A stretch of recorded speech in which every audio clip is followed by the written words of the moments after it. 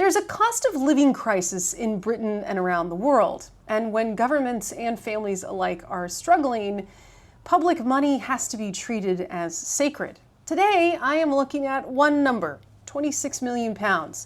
That is the number that the UK government agreed to underwrite for the Invictus Games in Birmingham in 2027, a 9-day event that is connected to Prince Harry. Now, Birmingham is not just any city. It's the second largest city in England, and it recently just got out of bankruptcy.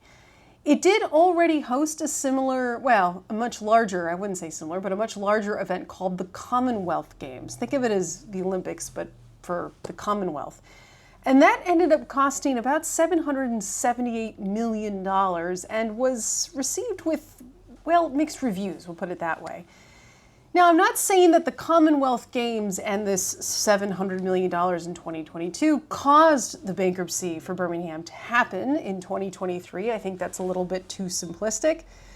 But I am saying after one huge public event, one financial crisis, and years of cuts, maybe the public deserves more than another glossy promise of a legacy. Before we get into the spreadsheets, hi, my name is Rachel. I'm an airline pilot by day, and when I'm on the ground, I like to study business and most recently, charities. And today, I'm going to take you on a little spreadsheet journey with what was cut from Birmingham's budget and what that $26 million could possibly do for the people of Birmingham. I did put all the links down in the description below, so feel free to cross-check my work. And we'll get right into it. So one of the first things that I noticed in the budget cuts for Birmingham was libraries. They cut about $2.3 million in annual budget and annual spending. And so very simply, if you take 2.3 million per year, and we're going to divide that or I should say 26 million, because that's how much the UK government is promising to underwrite for Invictus. That's 11.3 years of your libraries being kept open. Now, I did go and I was curious, teachers, nurses, police officers, and firefighters. I went and I got year one, like their starting salary, and then year 5. So for teachers, a starting salary in the UK is £32,900. After 5 years, your salary would be about £45,000. So that would, 26 million would provide 790 brand new teachers, or 573 teachers paid at that year 5 mark. Nurses, entry pay is $31,000 for nurses, and year 5 you'll be making about $37,000, or I'm sorry, pounds, excuse me. And so that would provide 837 nurses, or 688 nurses. For police officers, starting pay is £32,800, which would be 792 officers, or at top listed pay at £50,000, that would be 517 senior officers. Firefighters, I just put an average 38,000. And that would be 669 firefighters that could have been added to Birmingham's, to the city of Birmingham. Now, the rest of these here are going to be stuff that was cut from the budget. And that budget is going to be in the description below. You can go back and look. One of the things that stood out to me was something called NEET, N-E-E-T, which is Youth Not in Education, Employment, or Training. So this was a cut of $2.2 million. So again, about 11 years of budget cuts for youth services, NEET, and career services. Number 7, one of the big things that I saw was weekly rubbish bin collections. Apparently right now they only collect trash every other week.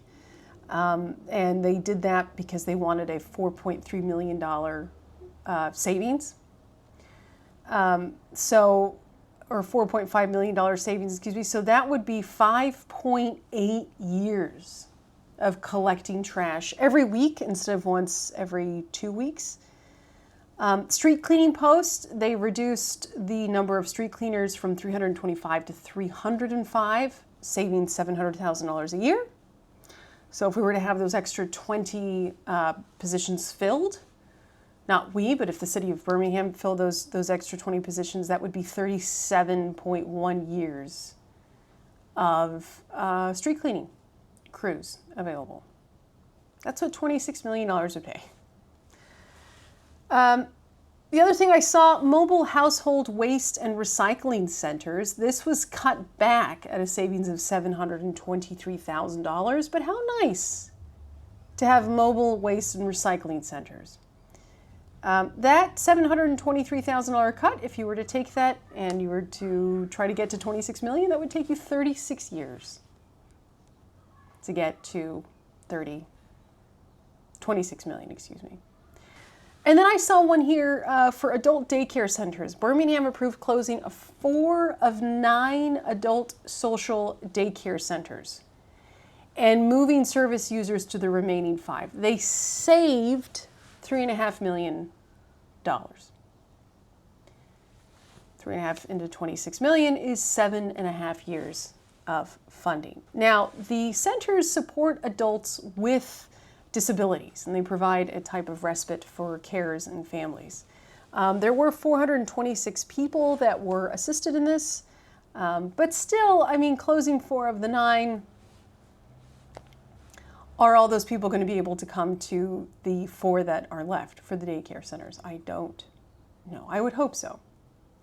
And one of the big ones that I saw, which was a little disheartening, especially since I think it was 2% of the population of London, which I know is not Birmingham, but 2% of the population of London is homeless.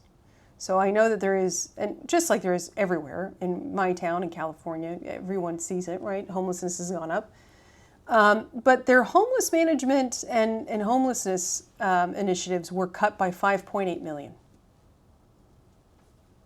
So that's $5.8 million of people that are on the streets that could have been housed at some point or put up in a hotel that now have to sleep out in the street. $5.816 million cut, which would have been 4.5 years.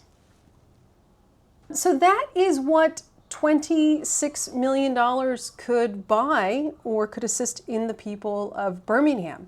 The budget, as you can imagine, is quite long, so I'm going to leave the links down in the description below, so if you want to go and read those, you can.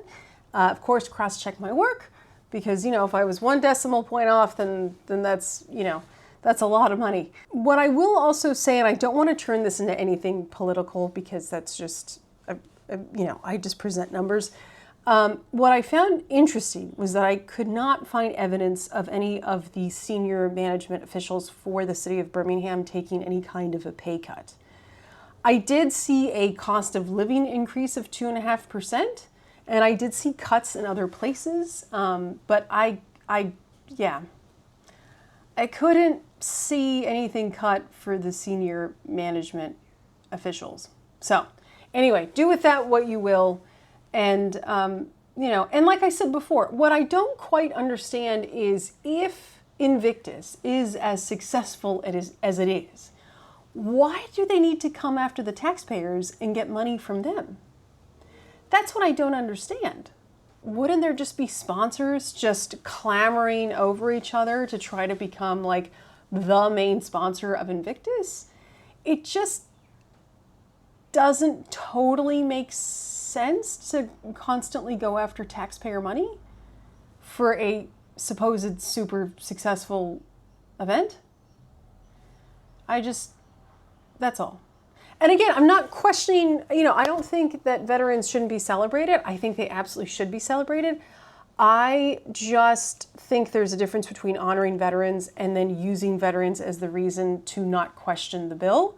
Because I think around the world, we have this cost of living crisis. And so if I scrutinize, I'm not doing it to like cause drama. I think it's just respect for the people and the taxpayers of that particular country, in this case, Birmingham, that are paying $26 million for a 9-day event.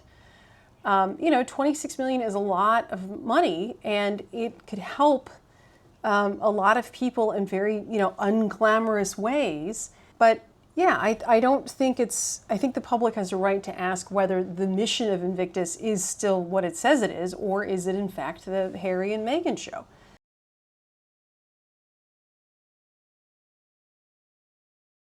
It's no longer if Harry brings trust, credibility, or strength to Invictus. It's whether Invictus gives Harry trust, credibility, and strength. Veterans should never be in the position of protecting a public figure from fair criticism, and their dignity should not be used to make public spending feel untouchable. Invictus was built to serve veterans, not to rescue or rebuild a reputation. And that comes back down to the ultimate question that I've been asking these past few weeks, which is, does Invictus need Harry, or does Harry need Invictus? Thank you very much for watching. That is my show for today. I am still working on trying to get Birmingham numbers. There's a lot of FOIs out there, but it's kind of like that Spider-Man meme where like you email an office, then it's like email that office and like email that office. And so I'm working on that. So far the deadline right now is going to be mid-June. So we'll see if I actually get any more paperwork or if I get another please email these people instead. But either way, I'm actually thinking about doing maybe like a deep dive into Prince William's charities, maybe even the King's Trust if those numbers are made public, and even like maybe a walk down memory road or memory lane with Princess Diana's charities, see which ones are still around, which ones are still active, and then, you know, just cross-check and compare their financials as well. So yeah, that's pretty much, that's all I have. If you want to support me, subscribing to the channel is free, so you could do that. You can also go on MontecitoMinimalist.com. It is a satirical lifestyle brand. There's also memberships down below that you can help support, you know, or if you just want to buy me a cup of coffee or something. But yeah, either way, I'm very happy to see this channel just doing so well, and I'm very glad that a lot of this is resonating with a lot of you. So yeah, so that's it. That's all I have. I'll see you guys in next week's video. And if you haven't, YouTube thinks you should watch some of these. So I'll see you guys next week. Okay, bye.